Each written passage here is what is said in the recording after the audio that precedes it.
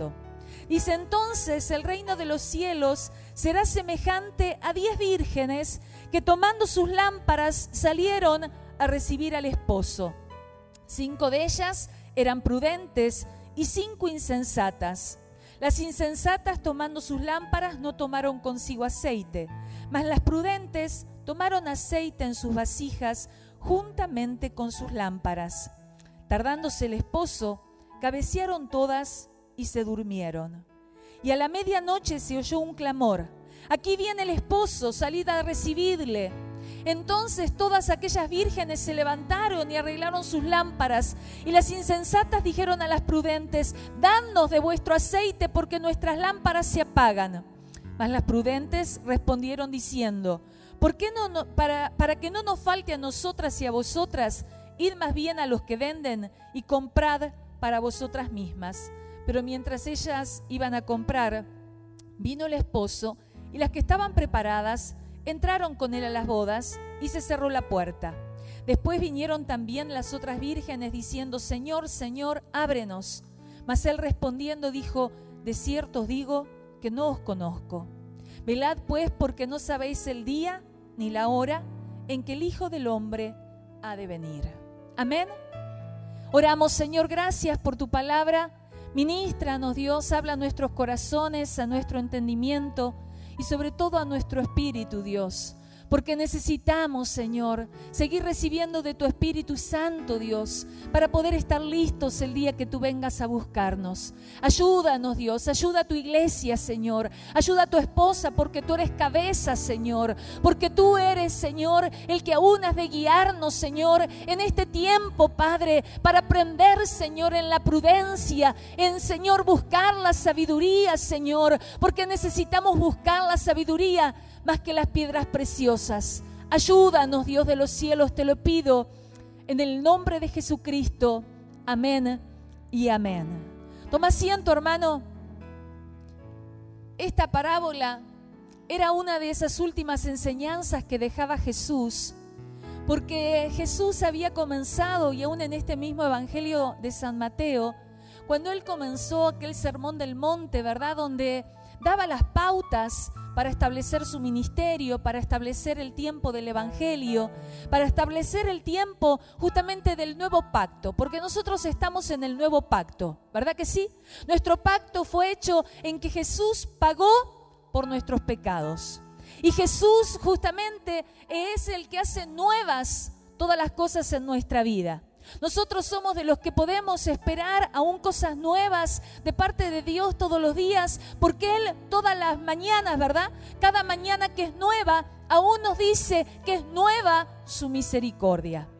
Las cosas viejas pasaron, Él hace cosas nuevas. Y cuando Jesús comenzaba el ministerio allí en el Sermón del Monte, donde hay justamente un largo sermón, Jesús les hablaba a los discípulos y a los discípulos les decía, ¿verdad?, que los discípulos de Jesús son la luz del mundo. Amén. Este mundo que mucho anda en tinieblas, en oscuridades, necesita que nosotros podamos ser luz, que nosotros podamos ser justamente esas lámparas, pero lámparas encendidas. Amén. Porque una lámpara apagada no alumbra. Tiene la capacidad para alumbrar, pero si está apagada, no puede alumbrar. Cuando Jesús allí en el Sermón del Monte hablaba a los discípulos, les decía, ¿verdad?, que una lámpara y una luz es como una ciudad que está, ¿verdad?, sobre un monte. Alumbra todo lo que hay a su alrededor. Una lámpara no se pone escondida o debajo. Yo me acuerdo en la época en que mis hijos eran chicos, antes existían las veladoras, pero yo no tenía. Me acuerdo que cuando mis hijos eran pequeños, uno siempre en general deja alguna pequeña luz encendida, y yo ponía la lámpara abajo de la mesa de luz. ¿Para qué? Para que diera poca luz en la noche. Pero en realidad la función de la luz y de la lámpara es que alumbre, ¿verdad? Es que justamente la luz muestre lo que está bien, lo que está mal. Y la iglesia es en este tiempo lo que Jesús llamaba, que era la luz, lo que Jesús le hablaba a los discípulos y les decía: ustedes son la luz del mundo. Amén. Y hermanos, qué importante que es yo recién mencionaba que la iglesia, ¿verdad?, está en la adolescencia, cumpliendo allí en plena adolescencia años, y decíamos que es un tiempo de definición, es un tiempo donde la personalidad comienza verdaderamente a formarse. Y hermanos, qué importante que es cuando nosotros sabemos a lo que Dios nos llamó, cuando nosotros sabemos lo que Dios justamente espera de nuestra vida. Y Dios, cuando les habla, Jesús les habla a sus discípulos, los llama, les da el primer sermón, ¿verdad? Les da un montón de pautas, pero les establece y les dice: ustedes son la luz. Amén. Mirá al que está al lado tuyo y decirle: vos sos luz. Una lámpara, una luz, es la que tiene que estar puesta sobre la mesa. No tenemos que tapar la luz para que entonces se vea poquito. No, la luz, la función de la luz es alumbrar. La función de la lámpara es que pueda estar encendida. Y hermanos, es importante que nosotros justamente como iglesia podamos entender que Dios nos llama a ser luz, a alumbrar. Jesús, cuando comenzó su ministerio, Él decía: el Espíritu del Señor está sobre mí porque me llamó, ¿verdad? ¿Y qué es lo que menciona? Me llamó para sanar a los quebrantados de corazón, para anunciar el reino de los cielos. Y Jesús en su palabra habla allí cuando comienza el ministerio. ¿Se acuerdan que Él se levanta allí en medio de la sinagoga y le dan la lectura para que Él lea y lee? Y no es casualidad lo que le toca leer. Y le toca leer allí donde en el libro de Isaías dice: el Espíritu del Señor está sobre mí porque me ungió para dar buenas nuevas a los pobres, me envió a sanar a los quebrantados de corazón, a pregonar libertad a los cautivos y vista a los ciegos, a poner en libertad a los oprimidos, a predicar el año agradable del Señor. Jesús comienza su ministerio y establece lo que Él viene a hacer. Qué importante que en nuestra vida nosotros sepamos lo que tenemos que hacer.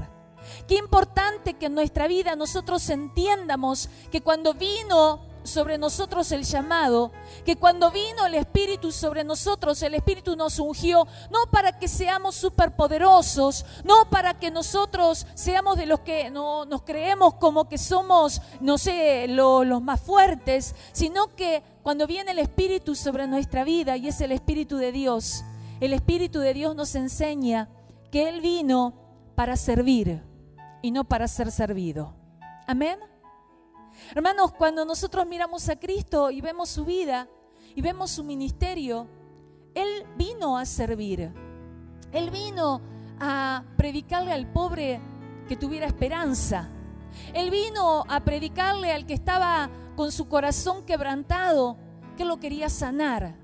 Él vino a decirle al que estaba preso que lo quería libertar. Amén. Y eso es lo que Jesús vino a hacer, y eso es lo que Jesús también nos invita a nosotros, que buscamos del Espíritu, que en esta semana la propuesta ha sido, ¿verdad? El Espíritu Santo, esa búsqueda, ese entender lo que son los dones, ese entender lo que el Espíritu Santo nos capacita y para qué nos capacita. ¿Para qué? ¿Qué es lo que Dios nos llama a hacer? Dios nos llama a ser luz y a alumbrar en medio de tinieblas, pero no a hacernos parte de la tiniebla, no a andar como a medias escondidas y ser poca luz, o una lámpara, pero una lámpara apagada. Aquí cuando leíamos la parábola, ¿verdad? Cuando en el final del ministerio Jesús le habla a sus discípulos y les da el ejemplo de las vírgenes, ¿verdad? Y les da el ejemplo de lo que aún ellos tienen que hacer con lo que recibieron.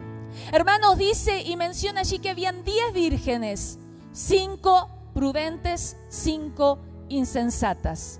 5 que tenían lámparas, ¿verdad? Y aceite, y 5 que tenían lámparas, pero sin aceite. En un comienzo parecía como que, diríamos, no había importancia en la diferencia. Al principio de la lectura de la parábola habla de las 10 vírgenes, ¿verdad? Que tenían todas lámparas. Es que a veces diríamos, encontrar las diferencias y la razón de las diferencias quizás no se ve al principio, se ve más sobre el final, cuando los resultados. Cuando vos decís, a veces vos te preparás para algo y no sé, pienso en los estudiantes, ¿verdad? Y muchas veces los estudiantes dicen, ¿para qué quiero saber cuándo nació fulanito? ¿Para qué quiero saber la Revolución Francesa? ¿Para qué quiero saber algo de historia? ¿Verdad? Muchas veces los jóvenes están allí en sus estudios y dicen, ¿y a mí para qué me importa saber la matemática si yo voy a hacer tal otra cosa? Pero sin embargo, ¿verdad? El proceso y el plan de estudios es que vos seas una persona preparada y que vos puedas ir avanzando. Y déjame decirte, ¿verdad? Algo que se dice por ahí que es cierto, el saber no ocupa lugar, ¿verdad que sí? Si a vos te quieren, dicen que nuestra capacidad neurológica, ¿verdad? Nuestra capacidad cerebral tiene una capacidad enorme, tu cerebro. ¿Y cuánto usamos? Andan los chistes por ahí machistas, feministas, ¿verdad? Que dicen con una neurona me alcanza, ¿verdad? Pero ¿cuántas neuronas? No tengo ni idea, no voy a tirar porque no sé el dato. Pero sé que tenemos muchísimas neuronas, ¿verdad? Y que podemos nosotros usarlas y que en realidad es importante que nosotros aprendamos a que si sabemos más o si nos preparamos más, no nos va a hacer daño. Todo lo contrario, nos va a siempre ayudar. A veces el resultado no lo vemos en lo inmediato, pero sí lo podemos ver luego al tiempo. Cuando nosotros a veces, como decía, pensábamos como estudiantes, ¿verdad? Pensábamos, ¿y esta materia a mí para qué me sirve? No me interesa, y la dejas de lado, pero eso que dejas de lado después te cuesta, que quizás te entras a atrasar y no podés llegar a finalizar una carrera. Y entonces nosotros, qué importante que es que aprendamos, como habla aquí en las vírgenes, a ser prudentes, a ser sabios, a poder ser de aquellos que nos seguimos preparando, y en lo espiritual siempre nos tenemos que seguir preparando para el día en que Jesús venga.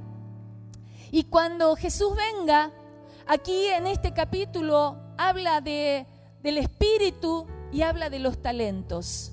Hermanos, el Señor cuando venga nos va a preguntar qué hicimos con lo que Él nos dio, ¿verdad que sí?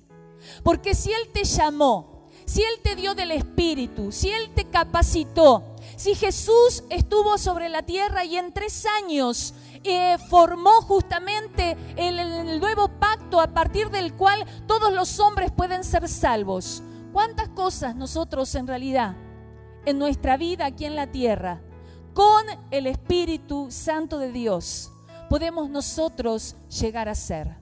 Jesús dijo, ¿verdad? Y Jesús hablaba de que mayores obras que las que Él hizo, nosotros haríamos.